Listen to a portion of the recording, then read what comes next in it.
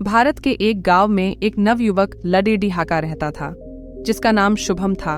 वह अपनी पुरानी बुरी यादों को न भूल पाने की आदत से परेशान था और एक ही चीज के बारे में बार बार सोचता रहता कि अगर किसी ने उसे कुछ कहा या उसके साथ कुछ गलत हुआ, वह सुबह से लेकर शाम तक बस उस एक घटना के बारे में सोचता रहता था। फिर वह अपने साथ हुई किसी बुरी घटना के लिए अपनी किस्मत और भगवान को कोसने लगा। शुभम बदला लेने के विचार बनाता रहता था, जिसने उसे कुछ कहा था या उसके साथ कुछ गलत किया था। ज्यादा सोचने की आदत की वजह से न तो लोगों से उनके अच्छे रिश्ते थे, न ही उसे कोई काम अच्छे से करना आता था। वह हमेशा तनाव या मानसिक अशांति की स्थिति में रहता था। शुभम की हालत देखकर उनके एक करीबी दोस्त ने उसे बताया कि एक साधु जी यहाँ पास के एक बौद्ध मठ में रहते हैं। तुम उसके पास जाओ, वे तुम्हारी इस मानसिक समस्या का कोई ना कोई हल जरूर बताएंगे। शुभम साधु जी के पास जाता है और उन्हें अपनी समस्या बताता है, कैसे वह एक ही घटना के बारे में बार बार सोचता रहता है और पुरानी बुरी बातों या यादों को भूल नहीं पाता है। लड़के की समस्या सुनकर साधु जी वहां से उठ जाते हैं और मठ के अंदर चले जाते हैं। साधु जी द्वारा कोई जवाब दिए बिना, उठो और ऐसे ही चले जाओ। लड़के को कुछ अजीब सा लगता है, लेकिन वह अभी भी वहीं बैठा है। थोड़ी देर बाद वह देखता है साधु जी मिट्टी के गिलास में पानी भरकर उसकी ओर आ रहे हैं।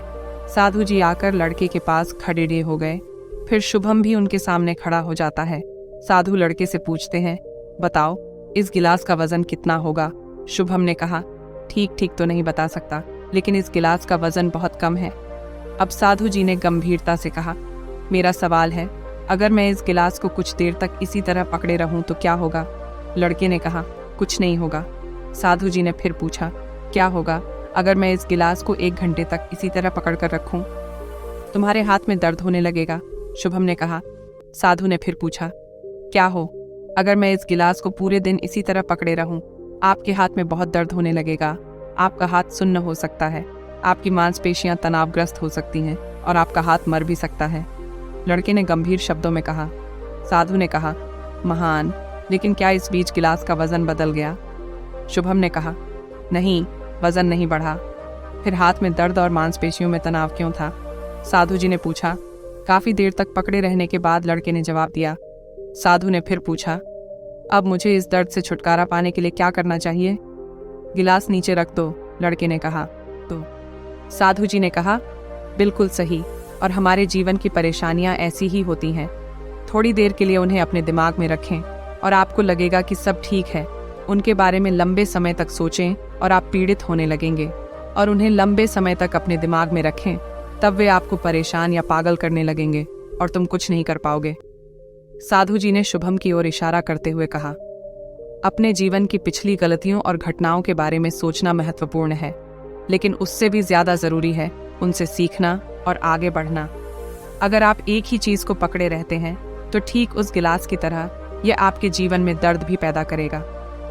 यदि आप आज अपने अतीत के साथ बैठते हैं तो यह कभी भी आपके हाथ से निकल जाएगा और फिर आप भविष्य में पछताओगे। तुम वह व्यक्ति बनो जो स्वयं अपने अतीत के लिए बनना चाहते हैं, या यदि आप अपनी गलतियों के लिए पछता रहे हैं तो आज से ही वह व्यक्ति बनने का प्रयास करें और कोशिश करें कि आज आप ऐसी गलतियां न करें जिसके लिए आपको भविष्य में पछताना पड़ेगा। इसलिए चिंता करना बंद करें और अपने आज के कार्यों पर ध्यान दें, क्योंकि चिंता व्यक्ति को चिता तक ले जाती है। दोस्तों, चिंता करने की आदत को कैसे छोड़े और सुखी जीवन जिए, विश्व प्रसिद्ध लेखक डेल कार्नेगी ने इस पर एक बहुत अच्छी किताब लिखी है। कैसे चिंता करना बंद करें और जीना शुरू करें, कहा जाता है, यानी चिंता करना बंद करें और खुशी से जिएं।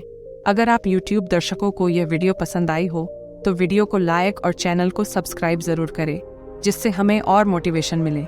इस तरह की वीडियो बनाने के लिए जय हिंद। आलस्य एक ऐसी बुरी आदत है जिसकी वजह से अच्छे अवसर भी हाथ से निकल जाते हैं। इस बुराई को जल्दी से जल्दी छोड़ देने में ही भलाई होती है। आलस्य की वजह से नुकसान कैसे हो सकता है, इस संबंध में एक लोक कथा प्रचलित है। जानिए ये कथा। इस वीडियो को आप लास्ट तक जरूर देखिएगा, जिससे पूरी स्टोरी आपको समझ आए। तो चलिए शुरू करते हैं।